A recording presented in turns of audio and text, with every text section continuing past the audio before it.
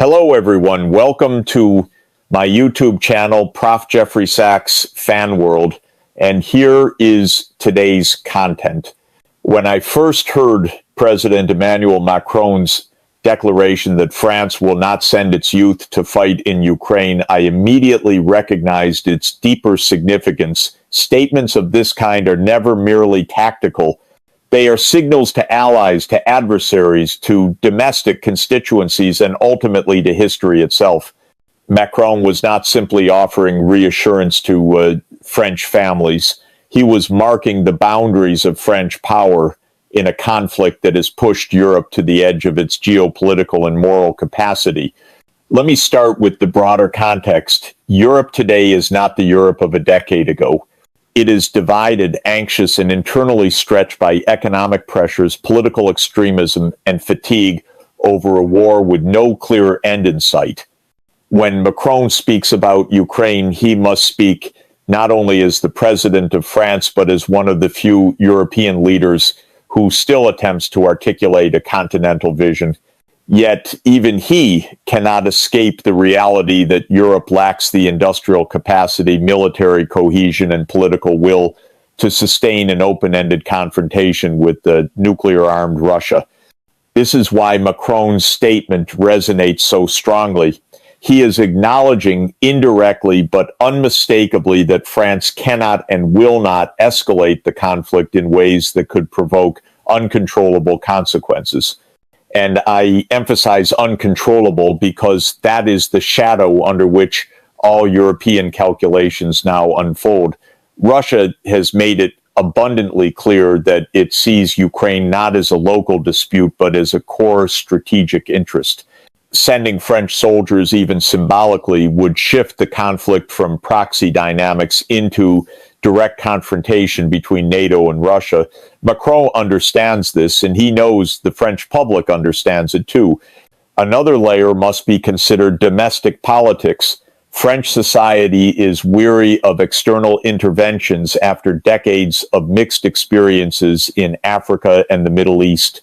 The social fabric of France is strained protests, economic frustrations, political polarization. Macron cannot afford to ignite another national firestorm by committing French young men and women to a distant battlefield. In this sense, his declaration is both a political shield and an ethical stance. He refuses to gamble with French lives to pursue an open-ended geopolitical project whose costs Europe has not fully reckoned with. But there is more. Macron is also speaking to his European partners.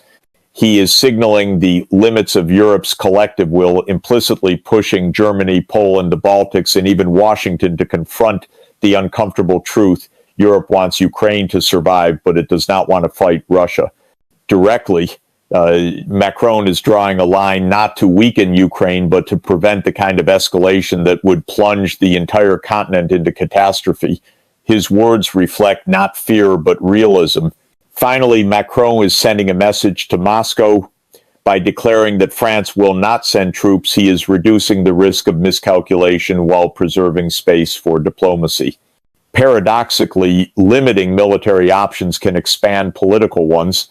Macron knows that the road to any eventual settlement will require channels of communication that are not poisoned by the specter of European boots on Ukrainian soil. In short, Macron's declaration is a recognition of Europe's constraints, France's responsibilities, and the gravity of the moment. It is not weakness. It is an attempt to impose rational boundaries on an irrational war.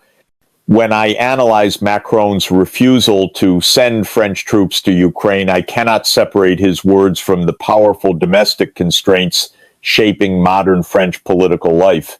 France is a nation with a long and complicated relationship to war, proud of its history, cautious of entanglements, and acutely aware of the human cost of geopolitical ambition. Macron's statement, therefore, reflects not only strategic calculation, but also the internal pressures that no French president can ignore. Let me begin with the most immediate factor, public opinion. French citizens, like many across Europe, are experiencing fatigue, economic fatigue, political fatigue, and what I would call existential fatigue. They have endured inflation, energy shocks, labor unrest, and social fragmentation. To ask these same citizens to accept the idea of sending their sons and daughters into a war against Russia would be politically toxic. Macron knows this. Every French president knows this. The legitimacy of the French state, shaped by decades of domestic turbulence, depends on maintaining a delicate balance between national pride and national prudence. There is also a deeper cultural and historical layer. France's collective memory carries the scars of Algeria and Indochina conflicts that eroded national unity and reshaped the political landscape for generations. These wars haunt the French psyche, not because France fears combat, but because it fears unwinnable commitments in complex foreign theaters. The idea of deploying French youth into Ukraine, a conflict with unclear objectives, uncertain duration, and nuclear overtones, invokes this historical caution. Macron must also navigate the shifting terrain of French political factions. The far right accuses him of subservience to NATO. The far left denounces the expansion of Western militarism. The center is divided between moral solidarity with Ukraine and pragmatic concerns about escalation. In this environment, Macron's declaration serves as a stabilizing device. It reassures the French public that he will not gamble with their children's lives while still affirming support for Kyiv. One cannot ignore the influence of France's socio-economic stresses. Youth unemployment remains a persistent challenge. Domestic protests from the Yellow Vest to pension reform movements have revealed a profound mistrust of political elites. In recent years, France has oscillated between social volatility and political fragmentation. To introduce the possibility of military conscription deployment or prolonged foreign engagement would risk igniting another wave of internal turmoil. There is also a philosophical dimension here. France's strategic identity, shaped by Gaullism, emphasizes autonomy, independent judgment, and national interest. Macron inherits this tradition. By refusing to send troops, he is asserting France's right to define the limits of its involvement, even when pressured by allies or framed by the larger narrative of defending Europe. It is a reminder that solidarity does not imply blind escalation. Finally, Macron must consider the youth themselves. French society has become deeply sensitive to the value of young lives, especially in a world still recovering from the psychological wounds of the pandemic. Sending young Europeans into a potential nuclear confrontation is simply incompatible with modern ethical sensibilities. In short, Macron's refusal is not merely a strategic calculation. It is a deeply domestic one. It reflects the fears, traumas, and democratic pressures of French society, and it underscores how public sentiment, historical memory, and political fragility shape the boundaries of European power today. When I examine Macron's declaration through a strategic lens, I encounter a question that echoes across European capitals. Is France afraid of Russian retaliation, or is Macron acting out of pure rationality? It is tempting to frame the issue in emotional terms, fear versus courage, but that binary obscures the real dynamics at play.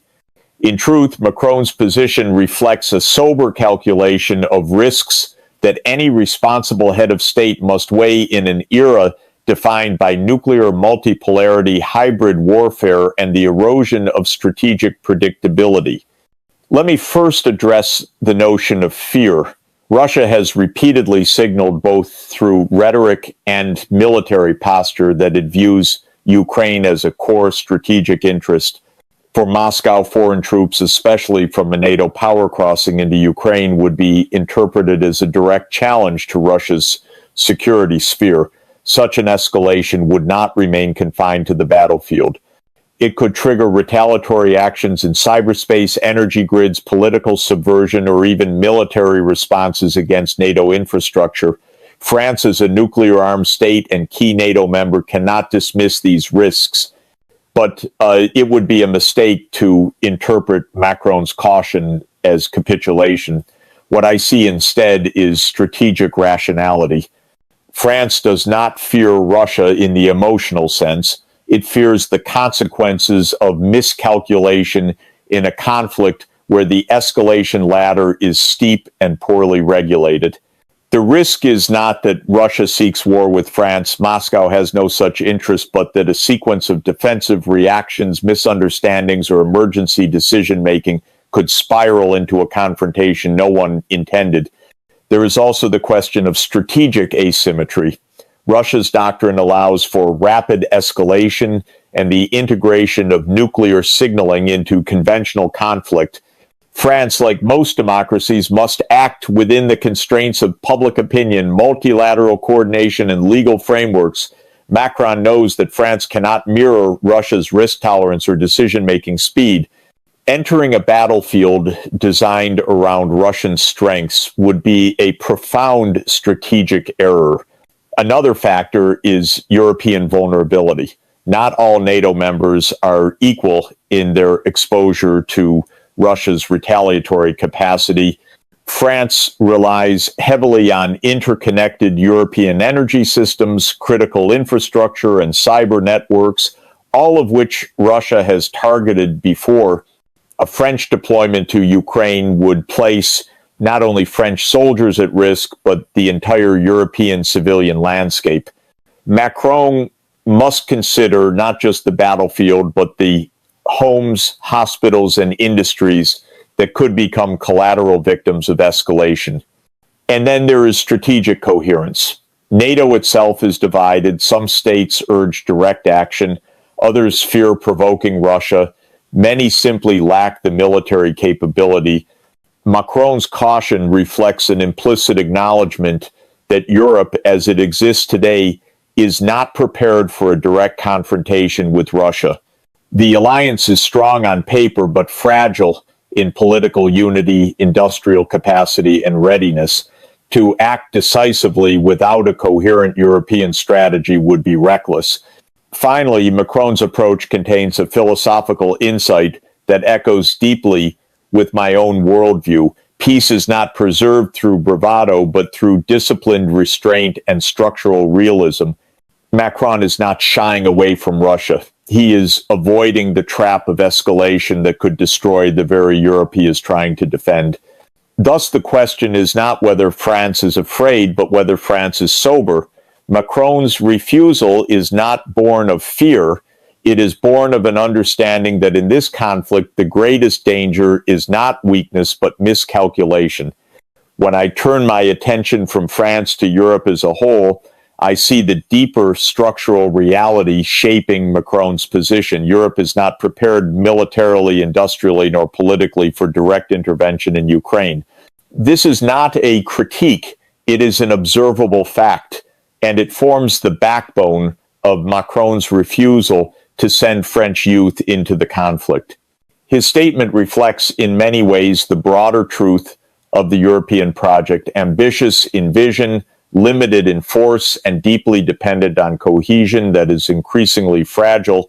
Let me begin with the military dimension. Europe, despite its wealth and diplomacy, has for decades underinvested in its defense capabilities.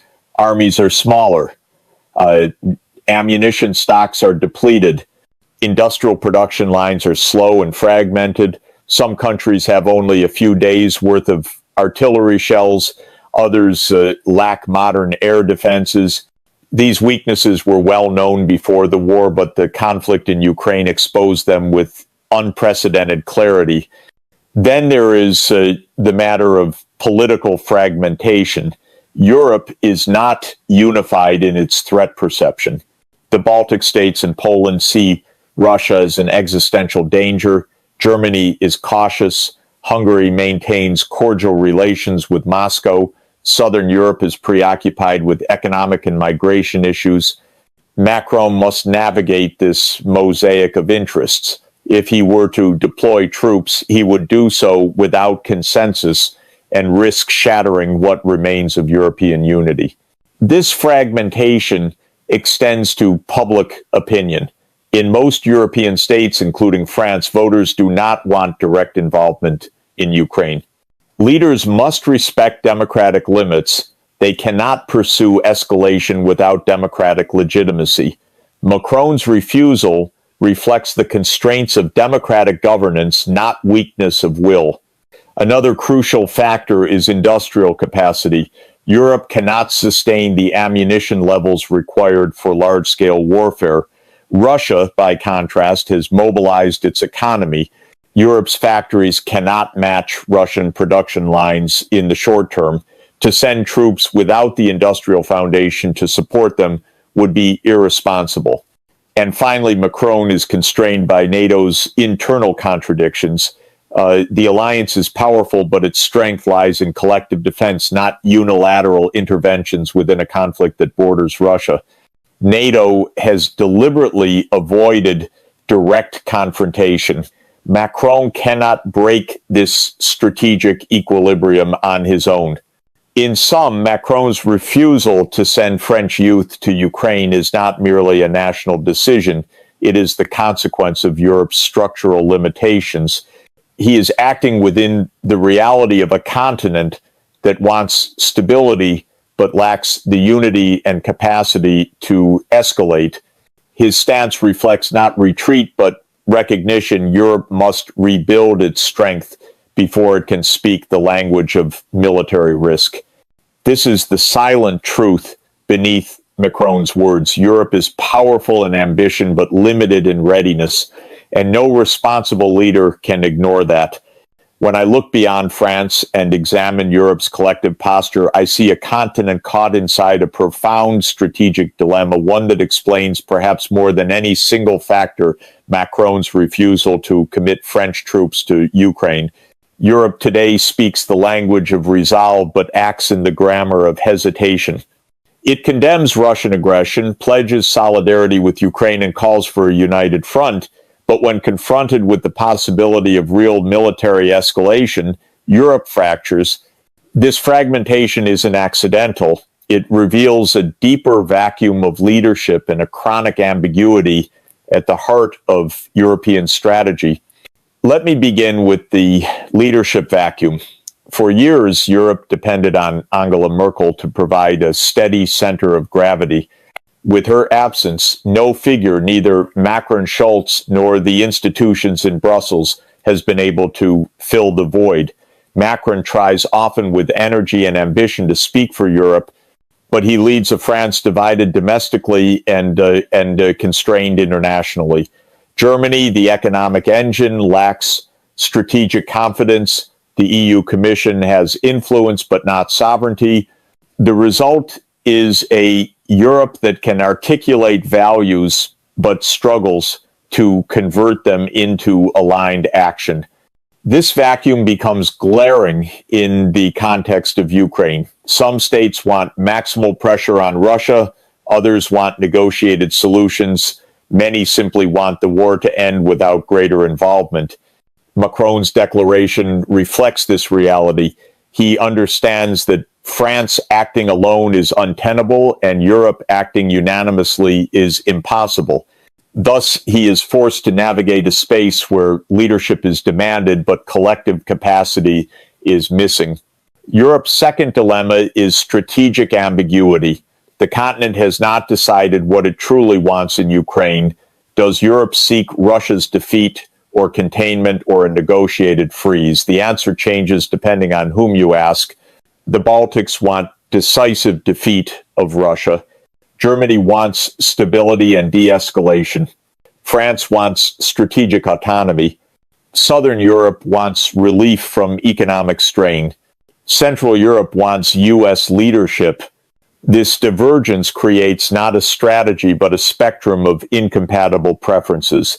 Macron cannot send French youth into a war whose endgame Europe itself has not defined. There is also a broader philosophical struggle within Europe. Is the continent prepared to become a geopolitical actor, or does it remain fundamentally a peace project dependent on American power? Macron believes in European strategic autonomy, but the rest of Europe is reluctant to bear the costs of such autonomy. Defense budgets remain insufficient. Industrial mobilization is slow. National interests still override collective ones. Thus, Macron's refusal is not merely an avoidance of escalation.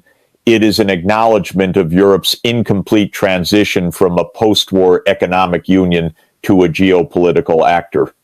Europe wants to shape world affairs, but not to sacrifice for them. It wants strength without risk, autonomy without burden, and unity without compromise. Finally, Macron's stance signals a deeper truth. Europe's moral clarity is not matched by its strategic clarity. It knows Russia must not win, but does not know what victory for Ukraine should look like. It knows Ukraine must be supported, but not how far support should go. It knows escalation must be avoided, but not how to end the war. In this sense, Macron's refusal becomes emblematic of Europe's broader condition, principled in rhetoric, cautious in action, and painfully aware that its ambitions exceed its readiness. He is not just managing French interests, he is navigating Europe's unresolved identity crisis.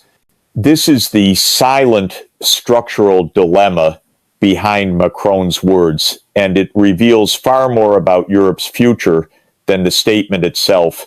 When I interpret Macron's refusal to send French soldiers to Ukraine, I do not see a simple defensive posture. I see a strategic positioning, a deliberate effort to shape the diplomatic terrain on which future negotiations and European security structures will be built. Macron is not stepping back from Ukraine. He is stepping sideways to protect France's leverage in a war that has entered a phase of exhaustion, attrition, and geopolitical recalibration. Let me begin with what is increasingly obvious but seldom acknowledged openly. The West is preparing for a phase of diplomatic maneuvering. Not a grand peace settlement, perhaps, but at least a truce, a freeze, or a framework for negotiations. Macron wants France to be positioned as a credible interlocutor when that moment arrives. Sending troops will remove him from that equation entirely. It would strip France of its ability to act as a diplomatic bridge between Washington and Berlin, between Kyiv and Moscow, and between Europe and the wider world. In this sense, Macron's declaration is not withdrawal, it is preservation of strategic bandwidth. There is another dimension. Macron understands that the war has already transitioned from the heroic rapid response phase into a long-term grinding confrontation. And in such wars, diplomatic capital becomes as valuable as military resources. Macron wants France, and by extension the EU, to maintain enough distance from escalation that it can still influence the conditions of any eventual settlement. This is why his message is carefully calibrated. He does not undermine Ukraine. He reassures France. He does not challenge NATO. He sets limits on unilateral actions. He does not appease Russia. He avoids cornering it. Such balance is not weakness, it is positioning. But Macron's deeper agenda extends beyond the war. It touches upon one of his central political visions, European strategic autonomy. For years, Macron has argued that Europe must reclaim responsibility for its security, free from overdependence on Washington. Ukraine has revealed both the necessity and the impossibility of this vision. Europe wants autonomy but lacks the capacity. It wants influence but lacks unity. Macron's refusal to send troops is therefore part realism, part long-term strategy. He refuses to commit France to an American-led escalation that Europe did not collectively choose. Sending French youth into Ukraine would cement Europe's dependence on U.S. strategic leadership because only Washington could manage the consequences of such a drastic escalation. Macron wants Europe to support Ukraine, but he also wants Europe to define its own role, not merely follow American preferences. There is also the matter of Russia. Macron does not trust Moscow, but he understands the danger of isolating it completely. France has a historical belief, one grounded in centuries of diplomacy, that Europe's stability requires a way to coexist with Russia, even if relations are strained for decades. A French military deployment would close the door to that possibility and lock Europe into a perpetual confrontation. It is neither united nor prepared to sustain. Macron's refusal, therefore, reflects a complex strategic calculus: avoid NATO-Russia escalation, preserve Europe's diplomatic flexibility, maintain France's long-term leadership ambitions, prevent Europe from being dragged into a war it cannot fight independently. In short, Macron is thinking not only of today's war, but of tomorrow's Europe, a Europe that must learn to navigate a multipolar world with maturity, caution, and strategic depth. His message is subtle but unmistakable. France will support Ukraine vigorously, but it will not mortgage its future or Europe's autonomy on an escalation it cannot control. As I step back and reflect on Macron's declaration that France will not send its youth to fight in Ukraine, I see far more than a domestic reassurance or a tactical maneuver. I see a philosophical statement about Europe's identity in the 21st century, an implicit acknowledgement of the limits of power, and a sober recognition of the risks that define our geopolitical era. Macron's words, stripped of rhetorical polish, point toward a deeper truth. Europe stands at a crossroads where its principles collide with its prudence, and where its aspirations exceed its capabilities. Let me begin with the moral dimension. Europe genuinely believes in Ukraine's right to sovereignty, democracy, and territorial integrity. These are not slogans. They are the foundational values of the European project. And yet, Europe cannot defend these principles with unlimited force. The continent knows that pushing the conflict into a direct NATO-Russia confrontation could unleash consequences beyond imagination. Macron's statement therefore reflects an ethical humility, the recognition that supporting justice does not require embracing self-destruction. This tension between moral clarity and strategic caution is the core of Europe's dilemma. And Macron is articulating what many European leaders privately acknowledge. Europe cannot will itself into being a military superpower simply through declarations. The continent must rebuild its industrial base, strengthen its collective defense, and align its strategic goals before contemplating escalation. Until that transformation occurs, Europe must balance its commitments with its limits. But there is also a broader geopolitical layer. The world is entering an era of multipolar volatility, where great powers misread each other more easily and where crises can metastasize with frightening speed. In this environment, strategic restraint is not a sign of weakness. It is a form of wisdom. Macron's refusal to send troops signals that France understands the catastrophic potential of miscalculation in a conflict that sits at the fault line of nuclear-armed states. Moreover, Macron's position recognizes a fundamental principle that I, as an analyst, consider essential. Conflicts end not only through force, but through structure, through institutions, diplomacy, and long-term economic reconstruction. France cannot decide the outcome of the battlefield in Ukraine, but it can help shape the architecture of the peace that follows. Macron is preserving France's credibility as a diplomatic actor in a future negotiation that Europe will desperately need. There is a philosophical lesson here as well. Great powers must sometimes choose not what they desire, but what they can responsibly bear. Macron is confronting the hard truth that Europe, unlike the United States, lives within the blast radius of escalation. European cities lie close to Russian borders. European infrastructure is vulnerable to cyber and energy warfare. European societies are already strained by inflation and the burdens of supporting Ukraine. Macron cannot ignore these realities simply to satisfy rhetorical expectations of unity or resolve. In the end, Macron's refusal is neither cowardice nor capitulation. It is an attempt to navigate a narrow path between solidarity and survival, between moral principle and strategic prudence. It is a reminder that responsible leadership requires acknowledging limits, even when doing so invites criticism. Europe must eventually decide what kind of geopolitical actor it wants to be, one guided by aspiration or one anchored in realism. Macron's statement, in his quiet way, suggests that Europe must be both, morally firm but strategically cautious, supportive of Ukraine but unwilling to ignite a continental war, united in values but honest about capacity. This is the paradox that will shape Europe's future. And Macron, more than most, is willing to say aloud what many leaders only whisper. In an age of nuclear stakes and geopolitical fragility, the greatest courage may lie in the discipline to refrain.